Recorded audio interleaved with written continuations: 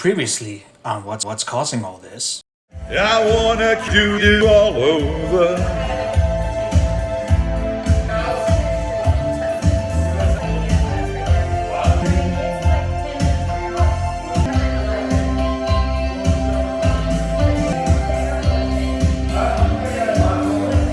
So show me everything you do. Cause baby, no one do quite like you. The sound man's trying to find that button, and finally, thank fuck he's back. Hello everyone and welcome to chapter 6. It's been a while. I've kind of given my reasons why I didn't do them up to now and started second guessing, blah blah blah. None of that matters. I'm here now. Let's get chapter 6 started. We get introduced to Sue, someone George is really into, someone some of you OGs are familiar with, but you newer folk might not be. Way before Angela and Jamie, etc., etc. Funny thing is, I'm gonna get ahead of myself a bit, but hopefully the words you see to the right in the middle of the screen are blurred right now. But he describes her as full of lies and full of shit. Let me see if I got it right. Let me see the book, actually. Yeah, she was full of lies and full of shit, but I wanted her in my bed and to bear my children.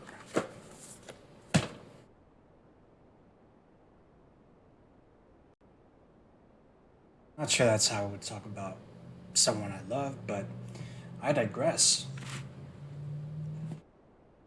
So, without further ado, let's get to chapter 6, as I title it, A Boy Named Sue.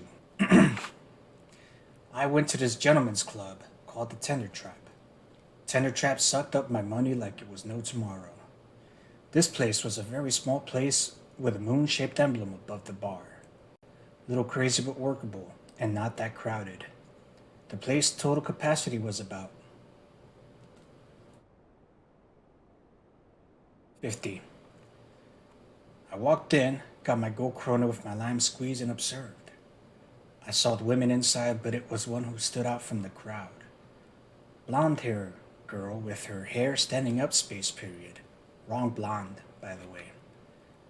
If you want to describe a woman, usually it's blonde with an E. I know we're trying to shy away from gendering our adjectives, but I don't even know what language blonde originated from. But they had a way of gendering that adjective. BLOND for males, BLONDE for females. Anyway, I digress. Tiny and small, but nice, perky breast. She looked at me and said, "Do you want a lap dance?"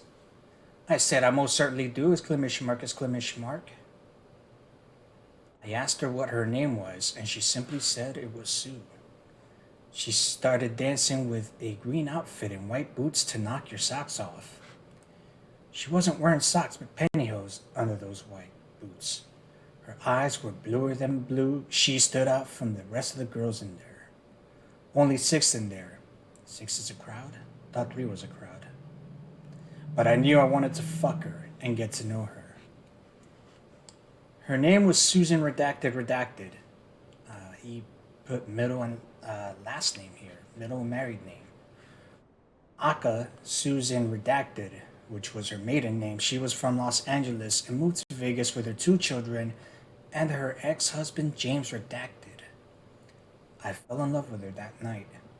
She was full of lies and full of shit, but I wanted her in my bed and to bear my children. She is a beautiful woman and dealt with the drama. The first night I spent about $200 on lap dances alone on her. Her body was so soft and smooth. Her hands grazed my privates a few times, poetry in motion and having my whistle being blown on again. Sue told me she spoke Finnish. She taught me a few words and pretended to speak it. Another front among others. Even though she was all about the dollars, she had an innocent side talking to me about her grandmother raising her, and that was the only family she knew about space period.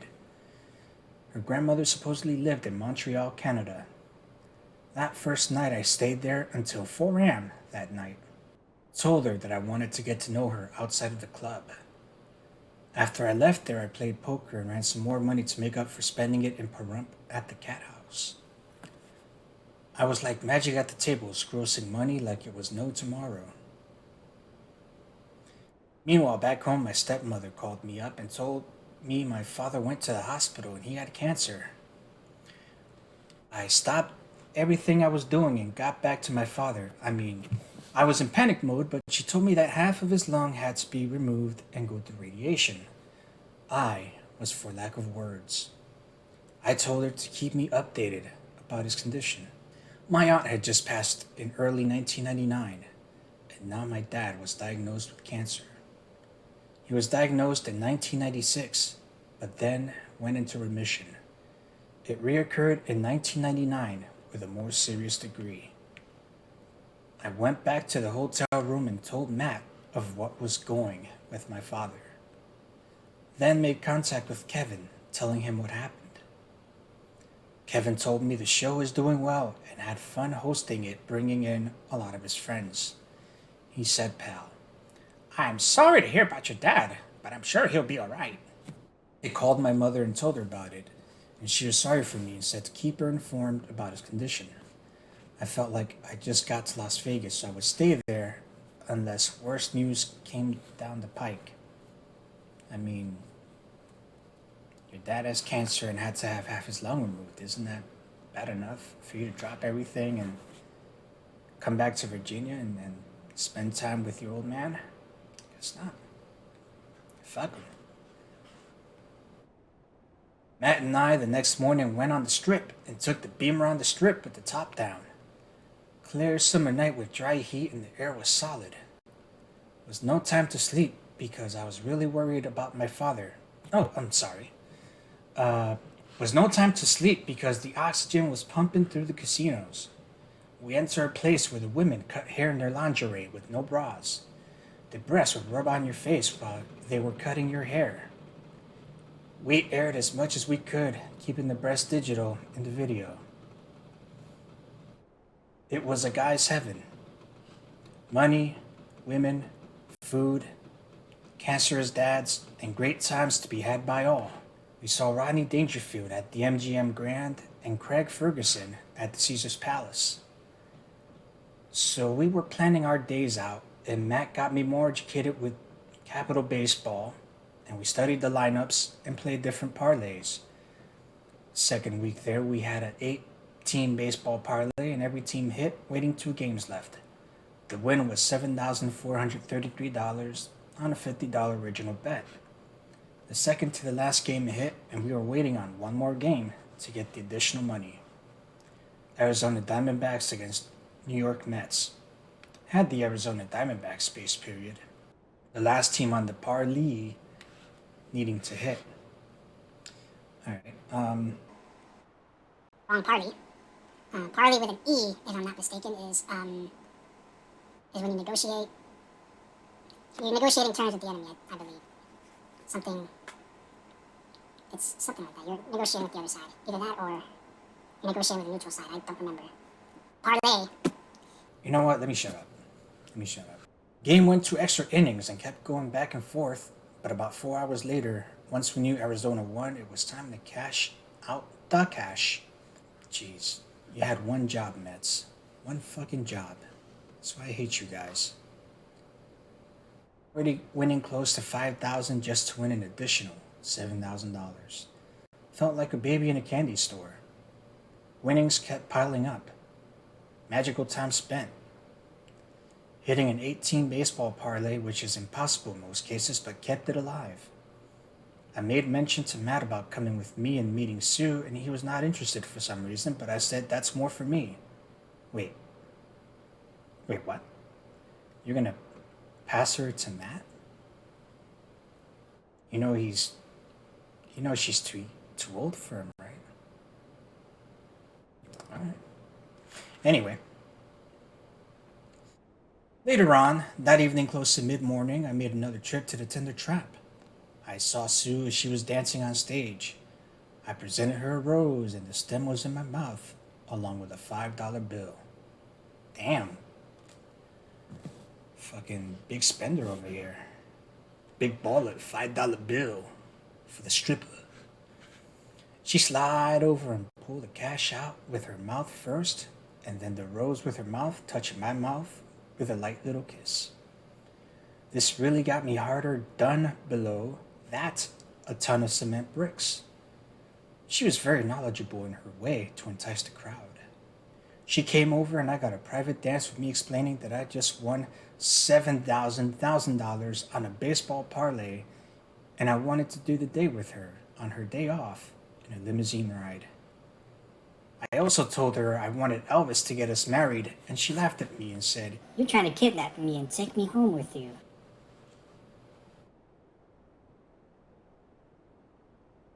I said exactly, and I like her participation in this so it could be mutual agreement.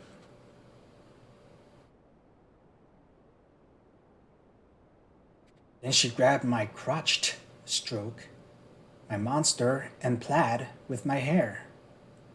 It was good times and the highlight of my trip to Viva Las Vegas. She told me that she lives with this crazy guy that puts on her clothes and dresses up like her. She said he's a decent guy, but a little peculiar. I said he really sounds like a loon. Though putting on women's clothes, I say the guy had some issues. Whatever the case, she had stayed with that guy for a few years prior to supposedly space period. She told me if you say elephant, shoe, and finish, it sounds like I love you.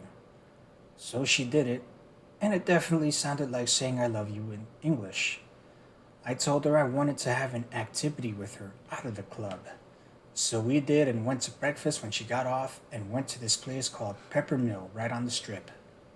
She drank a few drinks because they had served cocktails 24/7, keeping the booze flowing 24/7.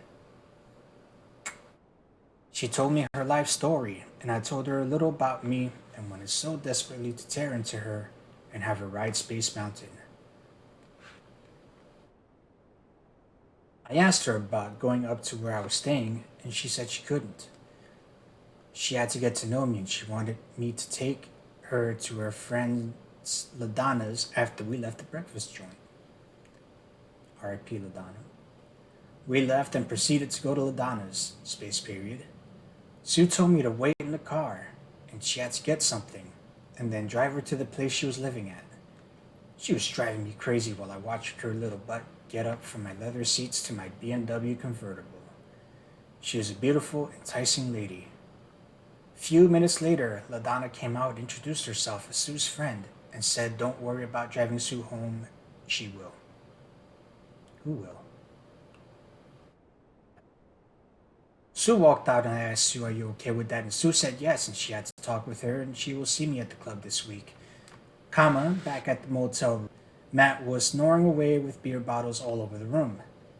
I said, "Dude, what's with all these bottles all around the room?" Matt said he couldn't do anything because he ran out of money, so he got beer to drink himself out of the pain he was feeling about being without female companionship. I told him he had the opportunity to come to the club and meet Sue and the other ladies at the club. Matt said, "How am I supposed to pay them? With my looks?" I laughed to myself. No, I see how that would be a problem, space period. LOL. Matt didn't come with money on the trip. He had a limited amount, and he expected me to give him money for living expenses and entertainment purposes. He said, "I helped you win that baseball parlay, and without me, you wouldn't have won." I told him I'm a fast learner, and it wasn't because of him. Finally, Matt became a pain in my ass and was complaining the whole time he was there about not having enough money for things. I would give him some money, but he would bitch and complain the following few days thereafter. I told him sternly, if you keep on bitching, you can get on a plane and fly back home. He followed me out the door to get some food, and we went back to the pepper mill where I took Sue that morning. Awesome Western omelets and hash browns that melt in your mouth. Food was slightly overpriced, but fit the need and the fix. Went to different roulette games along to the black table and won some more money. I told Matt if I win a certain amount, I'll give him a third of it. Finally, with more of the winning and more of Matt bitching about every little thing, I told him to get on plane and head back because I plan to stay out longer. Just then, he threw an electric razor blade at me. It missed me, but then told him now he was going to pay. I threw it back at him at closer range at him in the head and face. From that, it cut him, and he went ahead and flew off the next day later. I surmised he called his daddy, and he flew him back home. Throughout the news about my father going in and out of the hospital and the fact Kevin was getting too comfortable with being the host for a month and a half, I informed Kevin that I would be back in a week. So my total first day in Vegas was about 2 months. Wow, what a vacation you say? I say a well-deserved vacation. Winning some more money on different roulette tables and on baseball parlays to debunk Matt's theory of winning with his help. More stays with Sue at the tender trap. I went to her place and caught her unexpectedly. She said, "What are you doing here?" And I said I bought her a necklace and wanted her to put it on. She smiled and said, "You shouldn't, but thank you." Said I most certainly should have, space period. Also informed her about my dad's health and the fact I've been out there for 2 months and I'm going to have to head back home. I said, "Come with me to Virginia and make a clean break," comma. She said she couldn't because she had her kids there in Vegas and some external family. I said, "Well, we are going to have to get her into Virginia around the holidays." Is that what you told her? Sue, well, we are going to have to get her into Virginia around the holidays. Sounds weird, right? Anyway, I said I have a couple more days here and I will come to the trap before I leave back to Virginia. That night came, and on my last night I spent the whole evening of her shift with her, and she gave me this big thermal container of coffee. She said, "You can drink from this to help keep you awake." I looked at her and said, "Thank you, my dear." I gave her a look just when her shift ended and said, "Give me your information and numbers," because I wanted her part of my world. I said, come hell or high water, she was coming to Virginia with me eventually.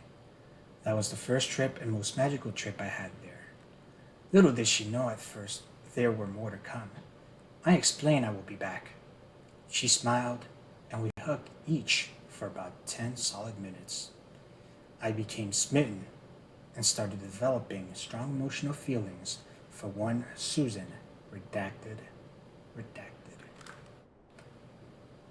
And that's chapter 6. Yeah, that's chapter 6.